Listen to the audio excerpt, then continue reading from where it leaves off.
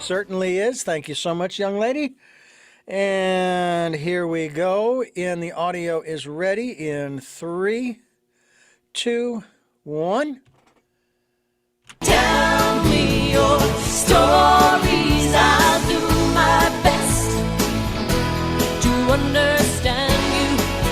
Hey, welcome, welcome, welcome. Thank you for joining us here on the program. We call it Tell Me Your Story, what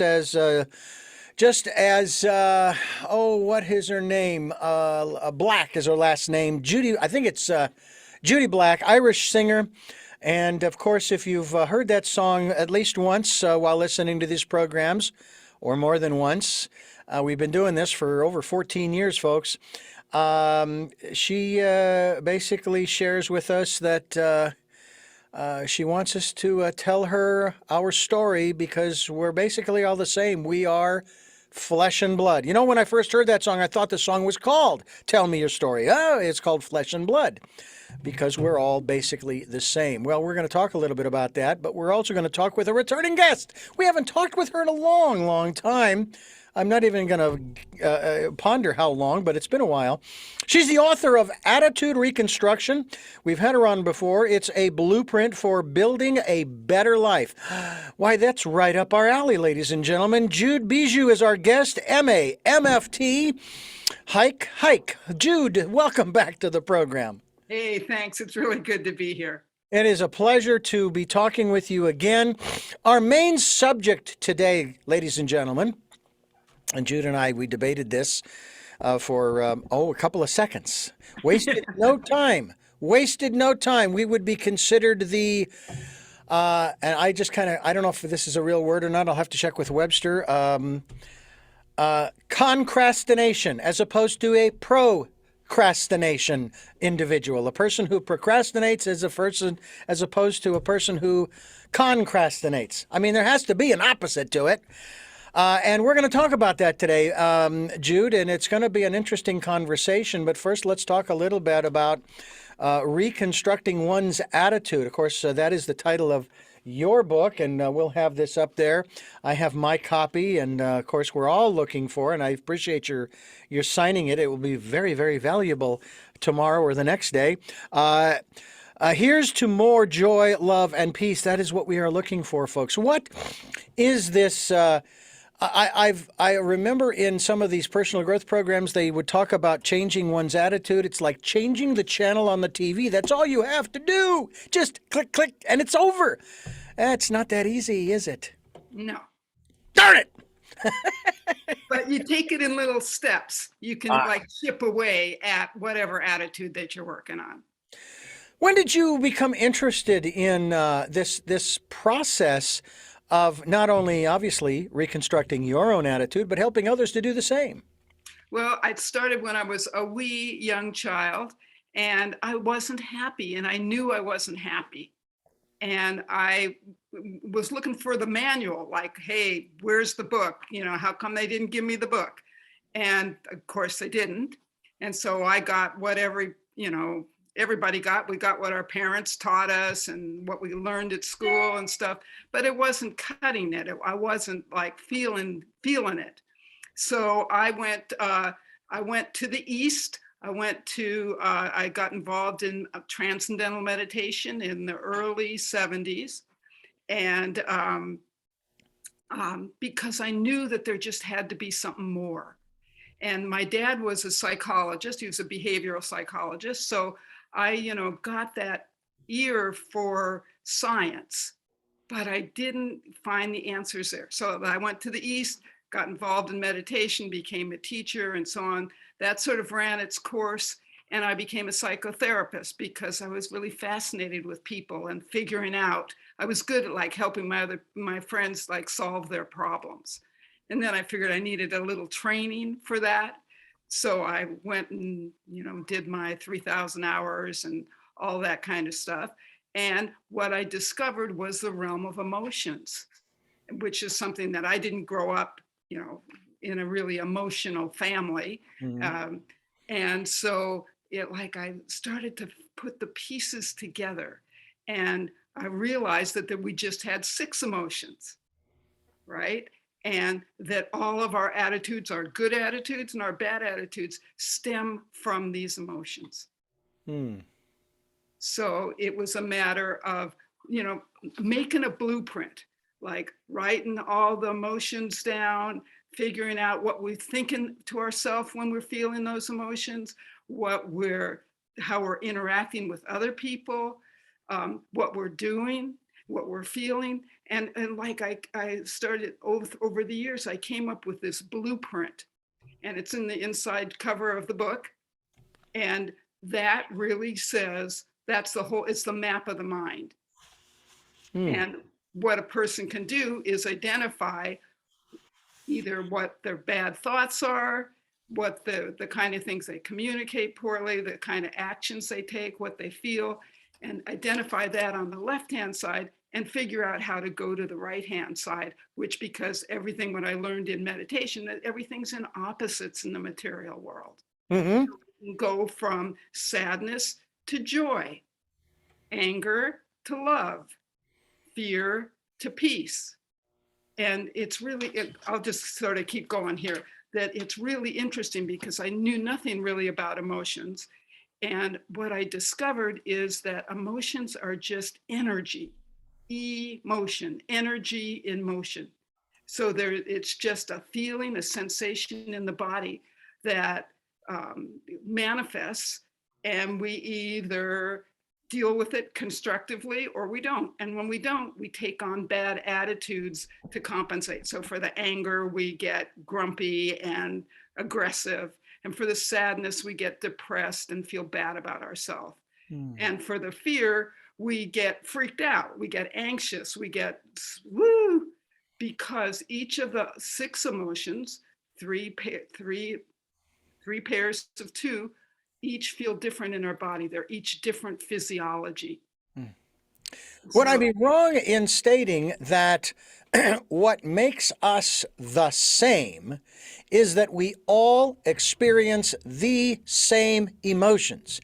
What makes us unique, and I say it that way, is the stories that have generated those emotions. That's right on. We were born with an emotional constitution. In Ayurveda, it's called Kapha, Pitta, Vata, and those correlate with the emotions. So we come in, and like if you have 3 kids in the family, one could be a hellion, one could be a sort of a blob, and one could be a nervous wreck. Or maybe they all have the same constitution. So we came in with one, and then depending on our history, we interpret stuff through the lens of that emotions. And we can have more than one dominant emotion for sure.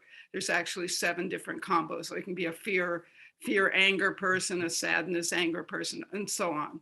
But so we come in, but we build that wiring, those attitudes that we take on because we don't deal with the emotions that naturally come up. We got all these messages from our parents, from society. Don't show your anger. Big Especially boys, men. big boys don't cry. That's it. Yeah. Don't be a scaredy cat. So we had to figure out what we're going to do with these emotions because it wasn't okay to express them. And when we did express them, we had those temper tantrums, we really got punished for it or ignored, or nobody went, oh, good for you, boy, that's just really good. That's a normal emotion. Go for it. Our parents were freaked out because we were seemed out of control and they wanted to stifle it. Yeah. These are kind of extremes here, but are narcissists or psychopaths or sociopaths emotionless? Their emotions, everybody has these emotions. It's just that in order to survive, people have to learn how to deal with these emotions in varied ways. And so like some people really, really express those emotions. So they're just like flatline. But of course they still, because emotions are natural. Yeah. When there's an injustice or a violation, we naturally feel angry. But Yeah. a sociopath or something. It's just like, nope, I'm not even going to pay any attention to that. It Yeah. doesn't exist. We're talking with Jude Bijou. She is the author of Attitude Reconstruction. This is Tell Me Your Story. I'm Richard Dugan, your host, and I think that an attitude adjustment is definitely in need on a national level, because there are people who are caught up in their emotions over things that they say they know, when in reality they know nothing. What they do is they believe the information that they have received. And I'm not picking on any one group by any means. I'm in the same category. There are things I believe, I don't know, and my emotions are sometimes swayed by some of those beliefs. Matter of fact, I was just experiencing a challenge of my own where I have to maintain the level of observer and not getting involved emotionally in order to be there to support my wife. She just experienced a loss in her family, and she is now the last, I don't want to say surviving, but she is the last member of her family alive today. Now, she has extended family, relatives, aunts, uncles, nieces and nephews, and so forth. All the siblings, the parents, she's the last one. And her sister passed on a rather auspicious day, I might add, 2/22/22, which I thought was rather interesting. Now, I've dubbed 2022 as the year of Deuces Wild.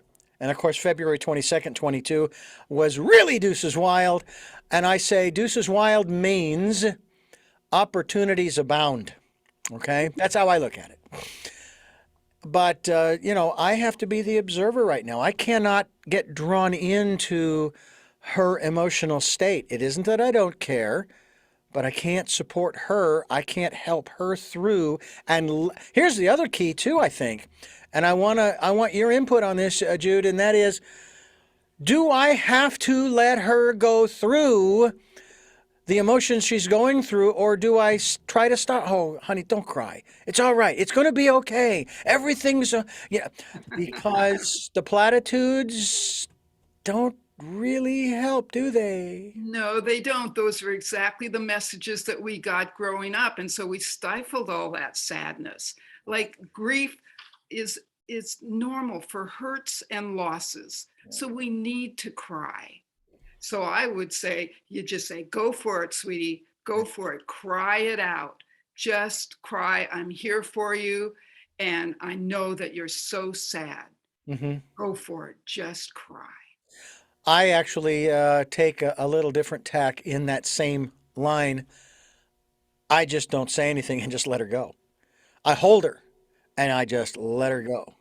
That's perfect. That's perfect. And I know that each day it'll get a little better. But I saw a very interesting diagram, 6 of these mason jars. And the first row was the first 3. And these were all the same size mason jars. And in the first mason jar, there was this large black ball. In the second mason jar, there's a smaller black ball. In the third mason jar, there's an even smaller black ball. Now, I said 6 mason jars. The second set of mason jars were graduated smaller, medium, and large. And in the first mason jar was a big black ball like the one in number 1. And in the fifth mason jar, it was a little larger, but the same size ball, black ball, was in that one. In the sixth mason jar, which was the largest, which is the same size as the first row, there was a tiny little black ball. And the caption basically said that grief doesn't diminish. Our lives grow around it. In other words, we grow. It may stay the same size, but we grow. We expand. We maybe understand a little more because, we still miss people. I still miss my grandmother. I nearly got thrown out of the church at 7 years of age after her passing. My dear friend Dave, who died in our home in Phoenix with my second wife, he was a neighbor, and we had him come into our home because he'd lost the lease on his house, and he died of an aneurysm in our home. And I remember the next day we were both exhausted, and I woke up and I just was mad as all get out. I'm not mad like that anymore, but I still miss him, and because I really wanted to learn more from him. He's going to teach me more about cars, and mechanics and so forth, which would have come in handy recently. But do you think that that's probably more true than not, that grief doesn't really shrink or get smaller? We just grow in our acceptance and understanding in that grief. Well, no, I sort of spin it as that the grief is more intense at the beginning, Okay. and it diminishes and diminishes. But there's always loss. We always have the sweet memories, and maybe we have anger about it. Like it's normal when somebody passes that we could feel angry. Your wife could be angry that her last sibling or whatever The passed. sister, yeah. Uh-huh. Yeah, that she might need to confront that anger as well, Yeah. and the fear of maybe her own immortality. If all of those Oh, yeah. emotions can come up. That came up yesterday. Not only her mortality, but mine. Yes. I don't want you to die. I don't want to die. Now, she, like many people, are so uncertain about what comes after this life that they're afraid of it. And it's not that they haven't heard all of the different stories. I mean, I kind of like the Viking version, Valhalla, There's another version I heard of. We were watching this documentary on a program called a documentary on Before the Wrath, talking about the Christian philosophy of the rapture, the second coming, the apocalypse, Armageddon, et cetera, et cetera. And they said that we've all been asking the wrong question, which has been when. And actually, we should be asking why. Why? Why the second coming? Why the rapture? Why this? And then, of course, they said, why heaven? And then they described what our lives will be like in heaven. And I'm thinking, that's boring. You mean, and again, no disrespect, but you mean to tell me that for the rest of eternity, we're just going to be basking in the glow of the of the Creator? I'd rather come back here. As difficult it has been sometimes, I'd rather come back here. And I have a different perspective of what comes next. But I will tell you, I said something to my wife in regards to her orphan status. She even used that word. She said, I feel like an orphan. I says, well, I'm willing to adopt you. She says, really? Are you? I said, yeah. As well as my family, my side of the family, that's still all there. I said, you should be honored that now you get to represent the family, or as she used the word of all that have passed, the army that is on the other side. I says, you should be honored that you get to represent the family now. Oh, that's lovely. And I honestly believe that. I think that my parents, on my side of the family, my parents have created a hell of a legacy. They're great grandparents. I'm a great uncle, okay? That's pretty cool. I like it. 4 generations are living now. What a legacy. And it doesn't matter who's left as long as maybe somebody's left to continue to tell the stories. So I say, keep telling the stories, dear. They're yours to tell now. Well, that's lovely. That's lovely. And that's part of that healing as she moves through her grief, is to talk about all of the lovely memories that she has, and to cry while she's doing it, to cry. When we continue here, I want to talk a little bit more about some of the other emotions as well as we talk with Jude Bijou. She is the author of Attitude Reconstruction, beg your pardon, Attitude Reconstruction. Attitude Reconnection, that's another book for another program. Also the website, it is attitudereconstruction.com, where they can find out more about you. By the way, it's been, I don't know how long it's been since we've had you on the program. I still have that giant laminated, I call it placemat, of what's on the inside cover and the outside and the back cover as well of your book. I still have that. You know, I even thought about putting it down on the table as a sort of a placemat. Evidently, yes, people do that. It's Yeah. great conversation, and it's a real quick little guide to, I'm feeling a little funky. Where am I? Oh, where do I need to go? Yeah. That's cool. That's really, really great. Yeah, I just find it very cool, and I hope that folks will stay tuned to Tell Me Your Story. I'm Richard Dugan, your host. Jude Bijou is my guest. Attitude Reconstruction is the title of the book. It's also the name of the website, atta.com, attitudereconstruction.com. It is a blueprint for building a better life. And we've been wanting to do that. That's why we're here, Jude, is we want to build a better life for everyone. But of course, each individual has to want to and then has to do their own work. I can't do the work for my wife. She can't do the work for me. Let's talk a little bit about joy and exuberance, happiness. I want to just say their emotions. I don't want to say positive or negative. Correct. Yeah. I am not a believer in dualism anymore. I am a believer in it is what it is. It's like if you look out through a telescope, the James Webb telescope, and you look at Venus, and it's just kind of sitting there. Oh, it is what it is. And you look over here, and you see a supernova exploding. Okay? It just is what it is. So the emotions that we have, they just are what they are. But let's talk about the emotions that most people would like to be in. And I would have to say that I don't think they'd want to be in them all the time because, again, it's kind of, even though it's great to laugh and smile and be enthusiastic, and I like to think of myself as an optimist, you're going to have those moments when you aren't going to be. And it kind of helps you to, stay in balance. Well, because each of the 6 emotions, we can create them by our thoughts, by our attitudes, and we also, they're responses to specific events. Right. Like hurts and losses, naturally going to feel sadness. But the opposite, when we see beauty, when we feel good, when we know who we are, we naturally feel joy. You remember the movie, the TV series Little House on the Prairie?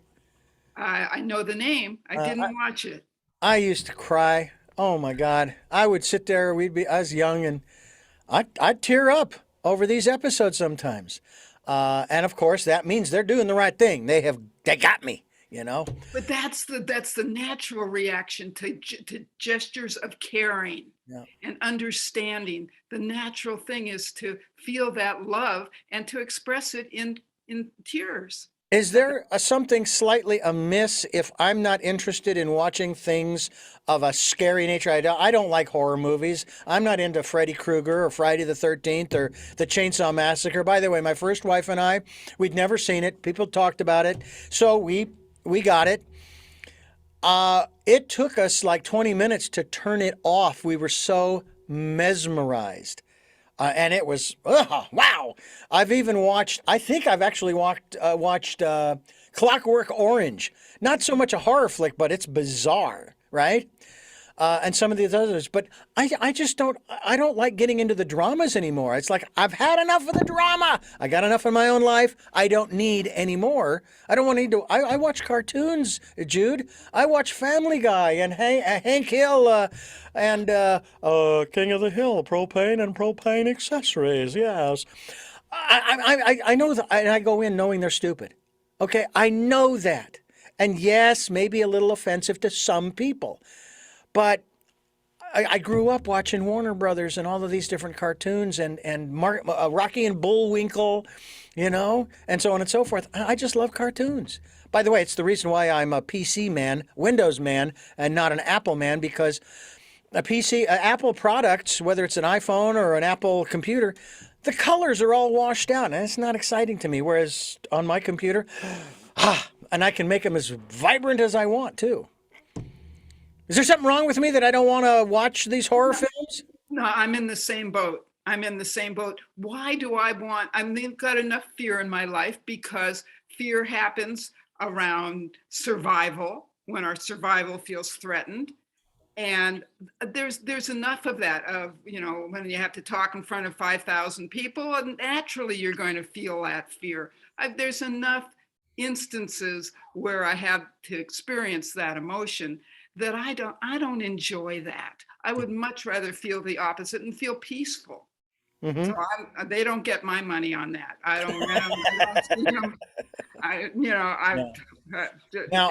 I on an occasion, I do like watching true stories that have been made into movies. All right, this is based on a true story, and watching the unfoldment.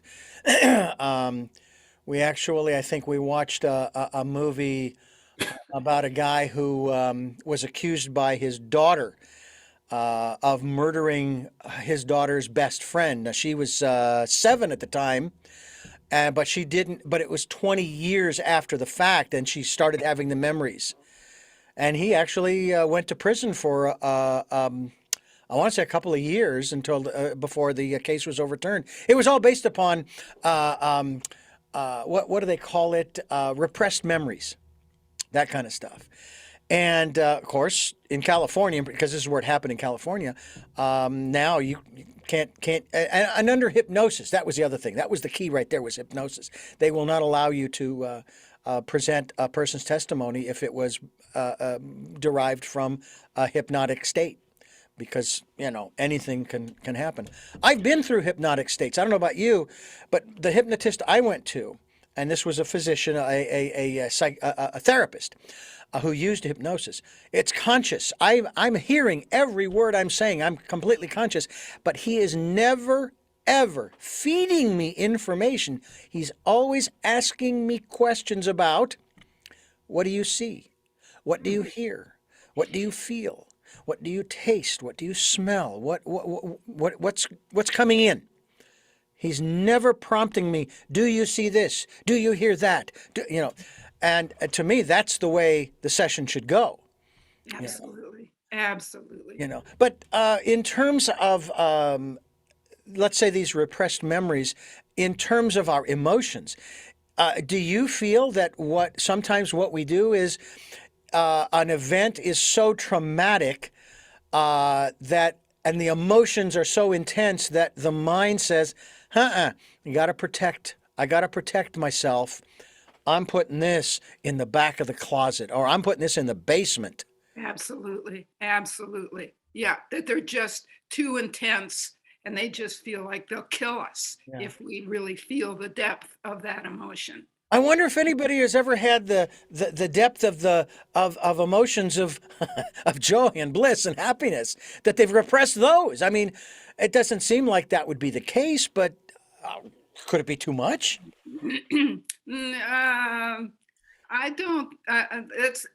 For me, it's more that there's so much sadness that has been suppressed that it's covering up the joy. Okay. All right. That makes sense. Yeah. Or so much anger that we can't feel the love that's there, but we just can't access it because of all the anger that we have.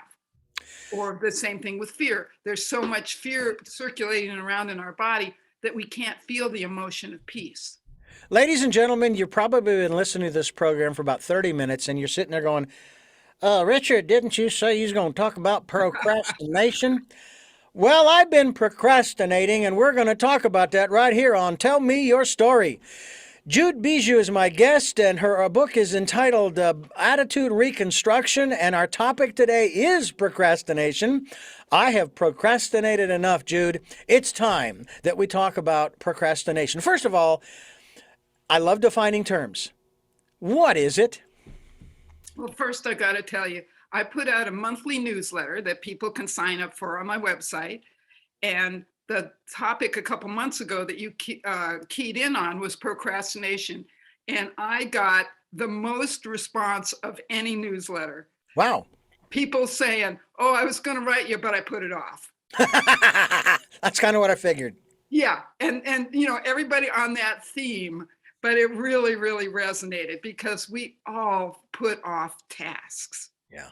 Right. It's putting off stuff that seems daunting or unpleasant or confusing or treacherous, emotionally volatile, that we just want to put it off, making the phone call, doing our taxes, confronting a neighbor, so many things where there's just emotions that are keeping us from doing what we know within just needs to be done. Speaking of taxes, this being tax time, it used to be that I would, as soon as I got my W-2, I would do my taxes immediately. I'd go online, maybe to one of the services like TurboTax. I'd do it all. I'd send it off electronically, blah, blah, blah, blah, blah. And then, of course, I started owing money. I thought, I'm just going to put it. I don't want to see the numbers. No, I don't want to see the numbers. And I'd put it off until February, March, early April. I think I even actually went to late April 15th one year. Then I found out they'd extended it to the 17th. Anyway, now I actually do it early because I do get a refund, which is fine. I mean, I'd rather just zero out, okay? Just zero out. Give it all to me during the year and just don't have me pay you anything more at the end of the year. Of course, there's another side of the whole taxes thing, too. It's like, wait a minute.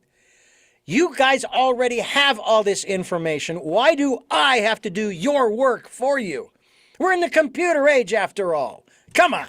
But anyway, yeah, procrastination. There's another element, and that is when we're putting stuff off, it starts to interfere with our quality of life. Oh, yeah, yeah. And so that's a good reason to, all right, I need to figure out a good strategy because it's always sitting there on our shoulder. Oh man, those taxes are coming up. And then it's like, how am I enjoying the sunset? I'm thinking about my taxes. Yeah, yeah. My solution to that is get a CPA. Here's my W-2, you do it. And then I'm done with my taxes. Just bring it to me, I'll sign it, and you can mail it. We put off a lot of stuff sometimes to our own detriment. And I'm not talking about filing my taxes on the 18th, 19th, or 20th of April here. I'm talking about another aspect that we might want to take a look at here in terms of procrastination, and that is, on this program, we talk regularly about people participating in the decade of perfect vision, the 2020s. Okay? Matter of fact, a thought just occurred to me. Why 2020? Why 20 feet at 20 feet? Why not 30 feet or 10 feet or 15? Interesting, 20. Anyway, and we ask people to go within and listen to that still small voice. We get these promptings all the time to do stuff. You ought to cross the street here, or you ought to go ahead and do your taxes now, or whatever it is the prompting is. And we hear it.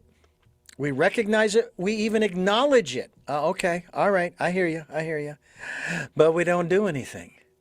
And the longer we put it off, the we get to that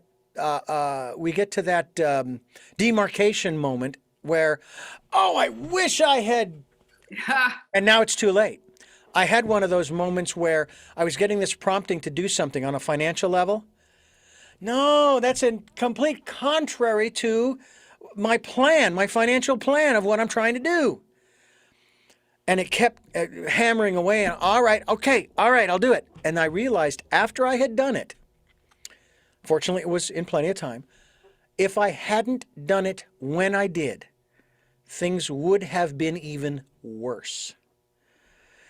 Is there a way for you in the work that you do through, whether it be attitude reconstruction or otherwise, to encourage, cajole, incite someone to take the action they know they really should do in such a way as, look, yes, you have free will, and I'm not telling you what to do, but you really should follow through. Because you'll feel better. Ah! Feel more joy, love, and peace. You always get to the heart of it, don't you?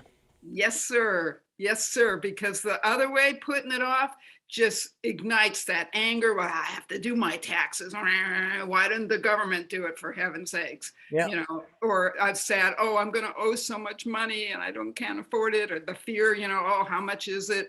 All of those kind of emotions are in play. Emotions really are controlling us, and we can choose whether we're doing behaviors and thinking thoughts that are going to increase sadness, anger, and fear, or joy, love, and peace. Mm-hmm.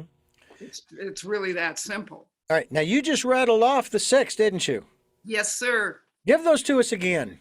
Sadness, anger, and fear, and their opposites. Sadness to joy.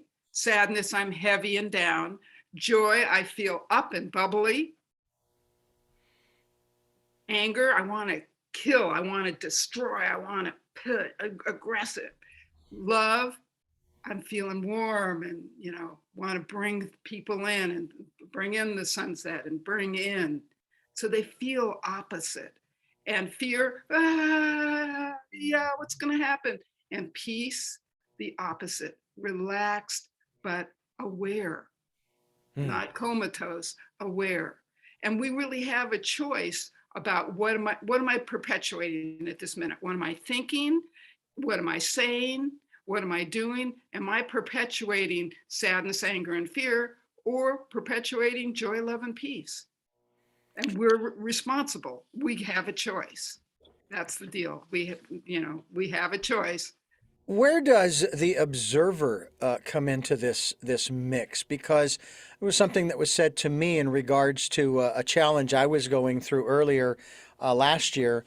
They said, don't get dragged into the drama. Be the observer. Be the observer. That's peace. Yes. Okay.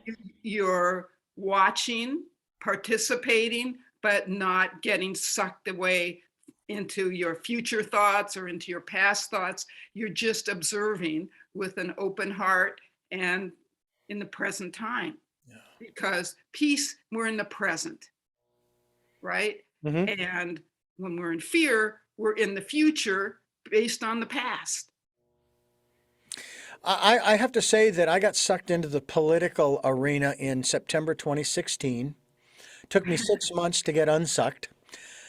I came up with a 3-level and then a 4-level process that brought me out of that.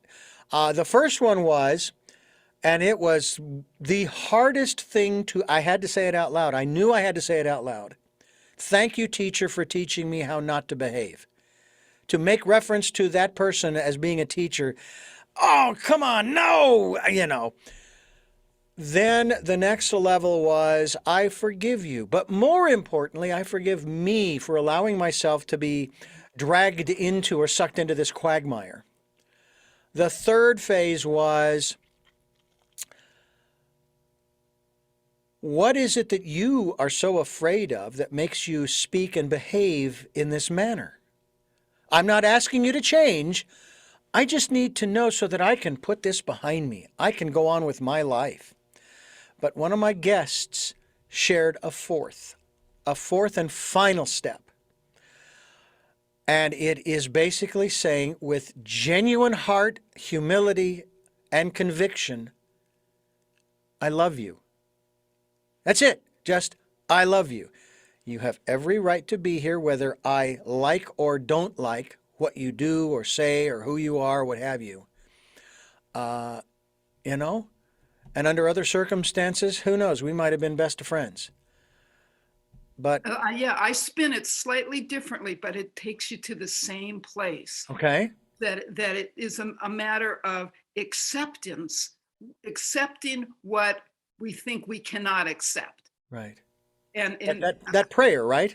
Well, it's a different prayer. This is Okay. by Albert Ellis, who was an old psychologist, cognitive behavioral psychologist, who said something very profound. People and things are the way they are, not the way I want them to be. Mm.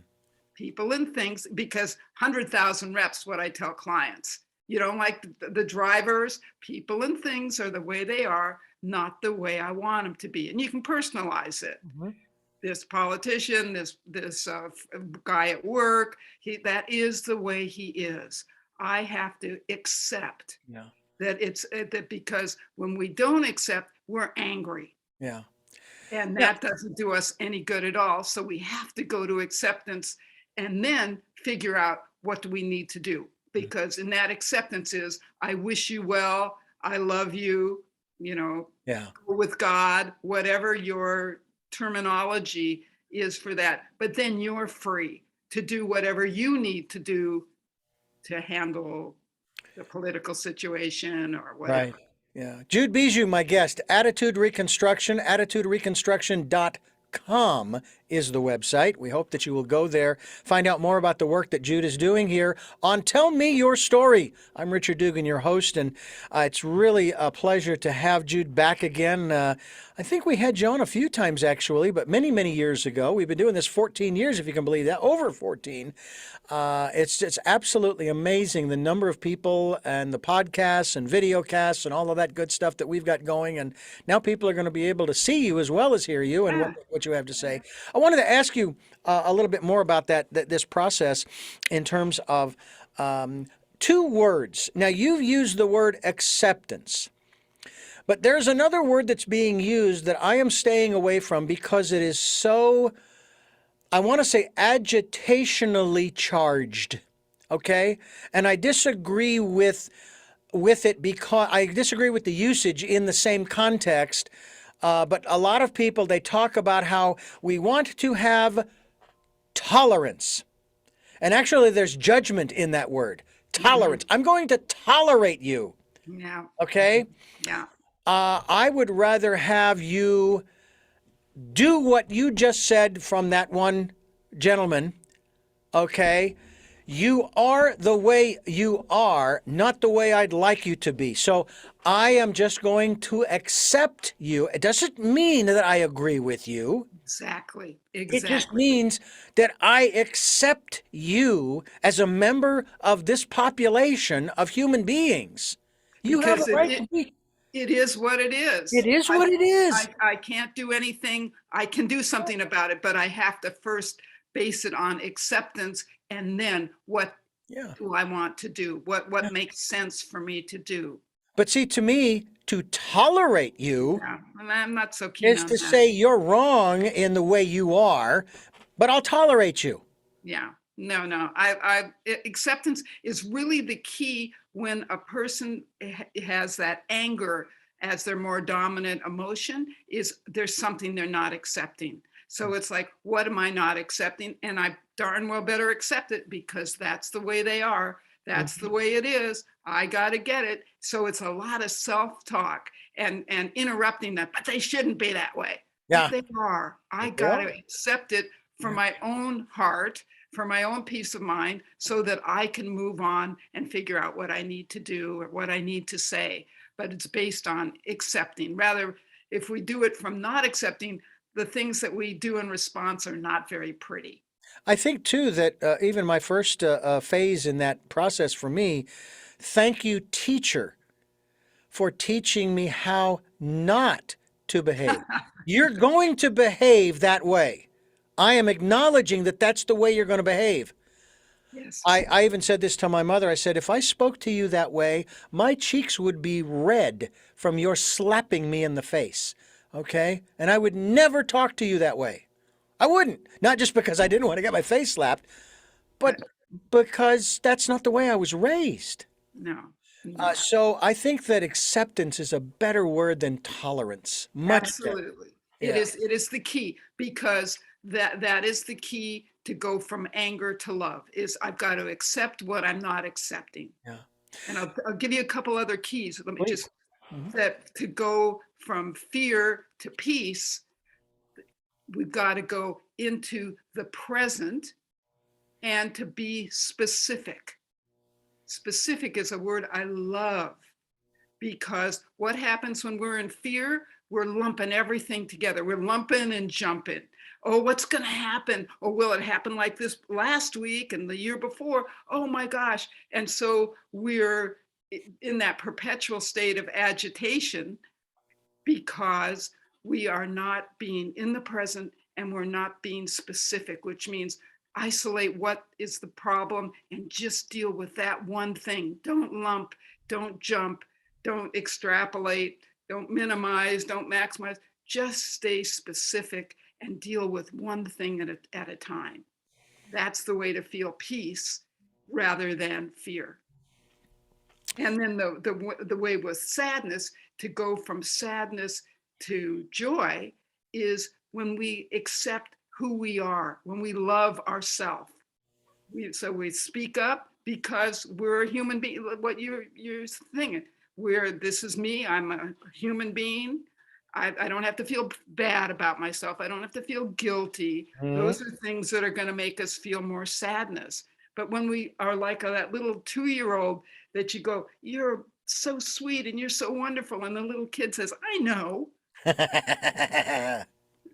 Because we all know, we just have gotten all those messages that say, we're not okay.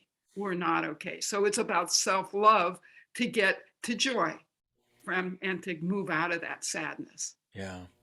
Well, I tell you, it's also another perspective one can take, and that is basically to say, I may not like what you're doing and all this stuff. I accept you, but you know what? There may be people who may be in that same position of going, you know what? I don't like the way you do those things, or this or that or the other. I'm still going to accept you as a member of the human race. I'm still going to treat you with kindness, that kind of stuff. In other words, is putting the shoe on the other foot, or walking a mile in someone else's shoes and saying, hey, I could be the person not being liked, not wanting to be around us. So it's just amazing to me that we become so short-sighted. But I also find it fascinating too that our fears, our anger, and our sadness are based upon, I'm going to say, faulty information. It's information that is either incomplete or has been transmitted incorrectly. It's kind of like that game we play at camp, where you tell a story and you pass it around the. I know there's a name for it, but I can't think of it. Yeah. And by the time it started out with, Billy is 6 feet tall. Comes back around to ice cream is green. What? That's not how it started. That's not this. And we generate emotions over inaccurate. I'm not going to use the word false, but just inaccuracies, incorrect information. And then we go off. And of course, this goes into the whole aspect of beliefs. There are things that I believe. There are things that you believe. We may not really have any evidence to support it. It's just what we believe. Or I love the story of the holiday story of Grandma, who always cooks a ham on this particular holiday. And the kids are over there, and Grandma, every year, she pulls out the pan to bake the ham, and she cuts off the ends. And she puts it in the pan, and she puts it in the oven. And finally, one of the kids asked Grandma, said, Grandma, why do you do that? Every year I see you cut the ends off of the ham, and you put it in the pan, and then you put it in the oven to bake it. And I said, why do you do that? She says. The kid says. Oh, Grandma says, well, it's because if I don't, the ham won't fit in the pan. So I got to cut off the ends. It's like, well, why don't you just buy a bigger pan? But see, we think Grandma's nuts because she keeps cutting off the ends of the ham. Yeah. Something's not right here, okay? Well, we don't know the whole story. And now we do. She doesn't want to buy a bigger pan. She likes the pan she's working with, okay? That's the way she is, okay? So accept her that way. And Exactly. besides, now you got these slivers on the end, off the ends that you can use for something else, you know. Anyway, uh, so I find that in this day and age, that seems to be the biggest issue that we're dealing with is, I don't want to say the information flow, but the flow of information. I don't know that is not vetted. You know, it's not parsed. Well, it comes through our skewed uh, emotions. So if we're angry and we hear certain things, it's going to rile us up even more. And if we're frightened, if we have a lot of fear and we hear something, it's going to rile us into more fear. That it again, we reflect the what we experience based on our emotions. Hmm. Well, I tell you, it's something that we try to accentuate on this program is accuracy. But by the same token, with the subject matter we deal with, it is hard to be accurate because everybody has their own perspective on Absolutely. spirituality, on metaphysics. So we talk about mythology. We talk about so many healing modalities, you know, and so on, and the list goes on of the various things we talk about on this program. And I personally, when I express myself personally on a particular issue or subject, like to this program, that's all on me, folks. That is not, I'm not putting that on anybody. It's mine. Now, if you like some of it, that's up to you. If you don't like it, that's also up to you. But it's mine. I own it. It's mine. But as I said to my sister one day, when she was sort of challenging my personal faith and belief, I said, my beliefs of today of yesterday are not my beliefs of today, are not my beliefs of tomorrow, because I'm still growing, I'm still learning, I'm still experiencing. And I don't know where I'm going to be in a year, 5 years, 10 years, 50 years. I hope I'm still here in 50 years. Of course, that'll make me 110, you know, and I hope I hope I'm just like this at 110. But we are evolving, even spiritually. Absolutely. And so I think that's one of the other things too that I think people are missing out on, and that is, I mean, why do you send your kids to school? To evolve mentally, intellectually. That is an evolutionary process. You're taking in new information and you're learning how to process it. But I think you're right. We get it through these filters, and of course I could call it the internet. That's one of them. Yes. How important, from that standpoint, is our intuition? That's the only guide that we really have. I mean, we have our mind, but the mind is fickle. It's exactly what you've been talking about. We get new input and we change our opinion. We get, you know, something that comes in that's against what we believe, and now we hold on to our opinion very small, and it changes from day to day, where the intuition, which is that inner knowing, stays constant.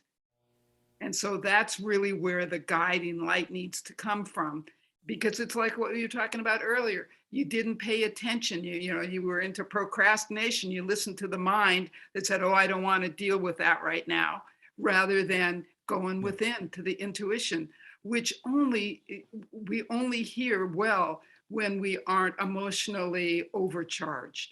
Yeah. Well, I blame the universe because it's the universe that asks the questions. I'm just along for the ride. And so I defer responsibility. No, I can't do that either.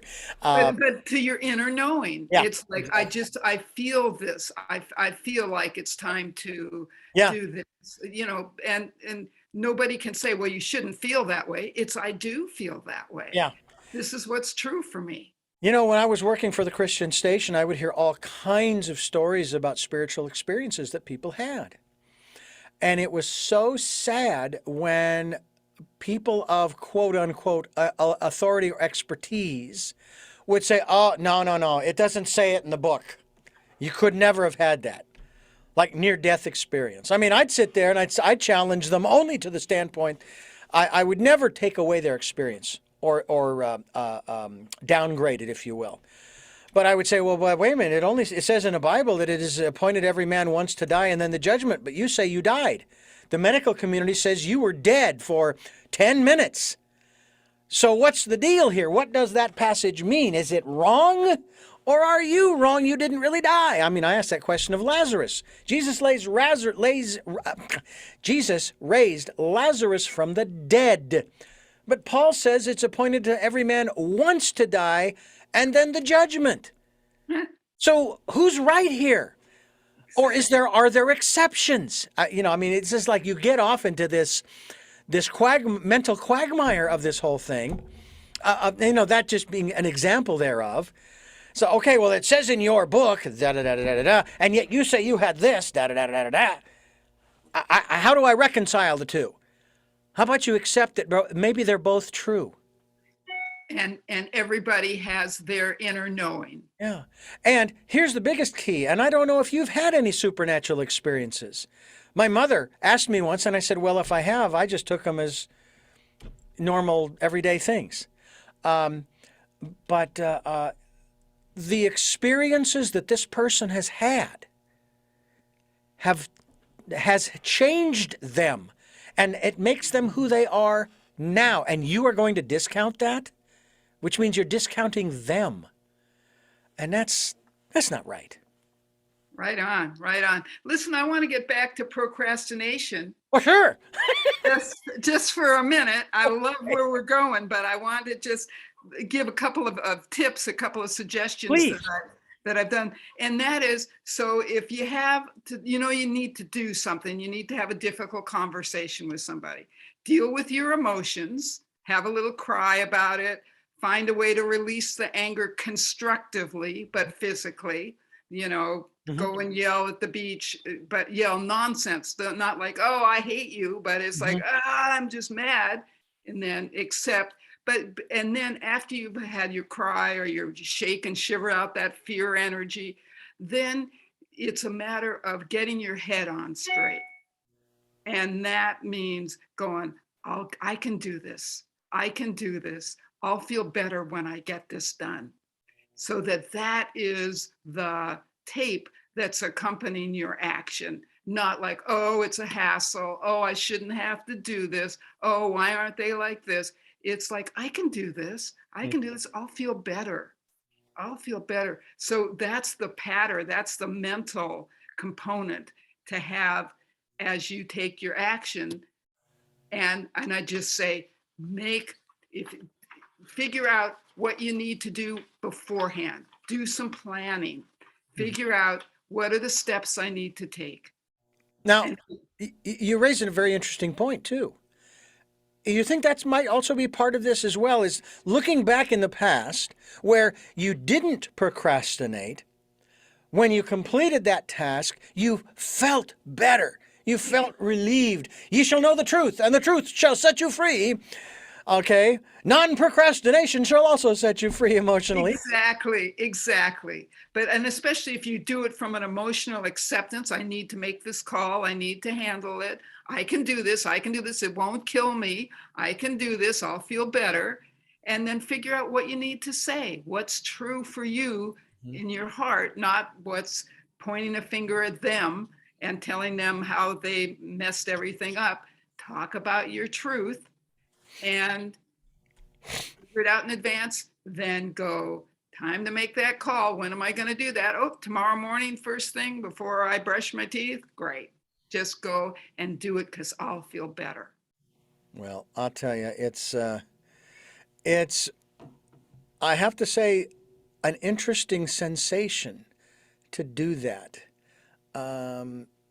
If you can, especially if it is a conversation, not so much taxes, but just a conversation with someone that you really need to share something with them. You're not sure how they're going to respond. And I think that it might be a little bit of a disservice to the other person if you say, now, I don't want you to get mad. I don't want you to get angry.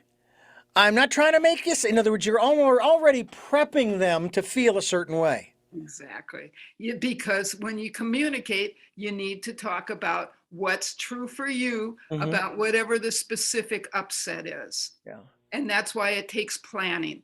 You can't just, oh, I'll wing it, because easy to derail. But if I know, oh, this is what I want to convey to them, and then you've done your homework, and then it's like no brainer. I'm going to say this, I'm going to say this, and I'm going to listen to them. Then I'm going to thank them for listening. And then I'm going to feel like we decide if we're going to take some action or not, and we're done. And I feel great. Is it as effective if I was to write it? Write the communication to somebody?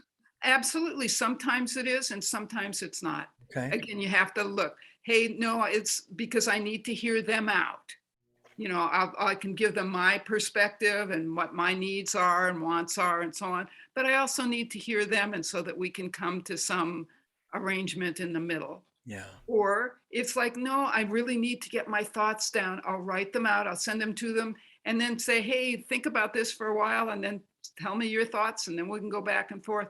It just really depends. It depends. Well, I am thrilled at the prospect of resolving certain issues in my life through this process of acceptance and realizing that, and probably for me, the first thing is, there's nothing I can do about it anyway, so I might as well just accept it. I can't, I know that if you have a grain of faith as small as a grain of mustard seed, you can move mountains. I'm not sure if that's a literal or figurative, or metaphorical, be that as it may. My intellect says I can't do that literally. I can't move the San Ynez Mountains. I don't care, how much faith I've got. And besides, the other question is why? Why would I move that mountain range? It looks lovely right where it is. I'm accepting it. That's right where it is. But I think that, realizing that, if I have this conversation with this person, and again, thinking it through, as you've said, plan it. We're either gonna remain friends or we're not. I had my best friend and I, who I've known for 50 years. I'm 61, and I've known this guy since grade school, high school, and college. We went on a trip together. At the end of the trip, we both accused the other of owing money. And I said, look, this relationship, this friendship is too important to me. If you're willing to call it even right here, right now, so am I. And he did. And we've been friends ever since. Oh, that's lovely. But see that, and that's like really looking within and just going, what's the best solution? Yeah. What's the solution that's going to be the best win-win? Which brings me to a little plug that I want to make, and that Please. is that I'm on March 19th, March 3/19/22. I'm teaching a class about how to communicate, how to use the real simple things that will bring joy, love, and peace in your verbal interactions. Because there's only 4 simple rules that we weren't taught. And so it's through Adult Ed, it's a free class, and it's fun. It's not confrontative, but everybody learns the rules and practices the rules. And so it makes having those confrontations easy. It makes more intimacy because you're not making the violations. Instead, you're going with the 4 simple rules. So I would suggest that if people are interested, intrigued, they could just check out the website, the SBCC Extended Learning, and they can find me right there. But it's a fun way to learn what we just weren't taught. Ladies and gentlemen, I did not mention this. Jude Bijou is a resident of Santa Barbara, California. Ergo, why she mentioned SBCC. Yes. So, folks, you've got someone right here locally. If you're listening in the Santa Barbara area, or in the county for that matter, you can find out more about this. You can go to, give me that website one more time for SBCC. SBCC.org. Extended learning. Extended learning. Okay. Extended learning, and then tuition free. Go to the Santa Barbara City College website and Extended Learning, and you'll find the title of the course. How to communicate simply, lovingly, and effectively. How to communicate simply, lovingly, and effectively. And that's very important. And of course, I try to do that on this program. I get a little long winded even in my stories. But we have a lot of fun on this program, and we are so grateful for you giving us so much time here on Tell Me Your Story. I'm Richard Dugan, your host, and Jude Bijou is my guest. Attitude Reconstruction is the book.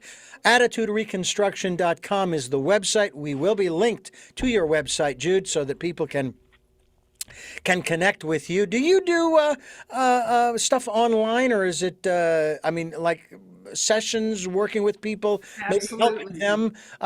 You have these acronyms, MA, I guess, as a master's, and MFT. What do those stand for? A marriage and family therapist. So I can take insurance, I can write statements, and people can get reimbursed. But I see mostly couples and individuals, and do it on Skype, do it on Zoom. Zoom, do it on the telephone, Yeah. do it in person. And I love it. It's just enjoying, because people just are looking for information. They want to feel more joy, love, and peace, and they don't want to feel crappy. Absolutely. Absolutely. We don't want to feel crappy. We want to feel happy, which, by the way, is the Exactly. title of a book. Go from crappy to happy. I'm sure that's been, yeah.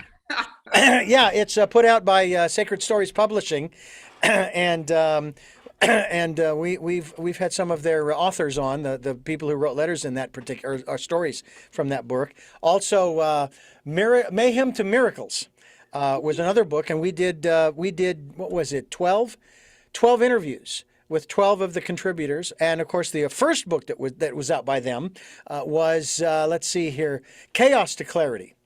That was the first book by Sacred Stories, where they put out this wonderful collection of, I think it was like 30 different stories on different subjects, and it was wonderful. But yeah, we that's kind of what we're all about here. We want people to thrive. I'll put it this way, I have had it up to here with surviving. I don't want to survive anymore. I want to live this life, okay? I'm not going anywhere. I want to thrive, and I want everybody to thrive. Joy, love, and peace. Joy, love, and peace. That's right. JLP. JLP forever. That's JLP it. forever. Absolutely. Maybe I'll put a bumper sticker or something like that together. Slap it on a T-shirt, skywrite it. I don't know. Maybe I'll get my friend, my pilot friend, Scott Dweck. He can put one of those sprayers on the back of his plane and Yeah, that'd be great. letters in the air. Joy, love, and peace.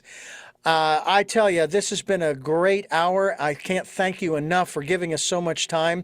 I'm hoping that eventually we'll be able to do this in studio, but I like video, so I may end up having to invest in some cameras and that kind of thing. But, we'll get there. We'll get there.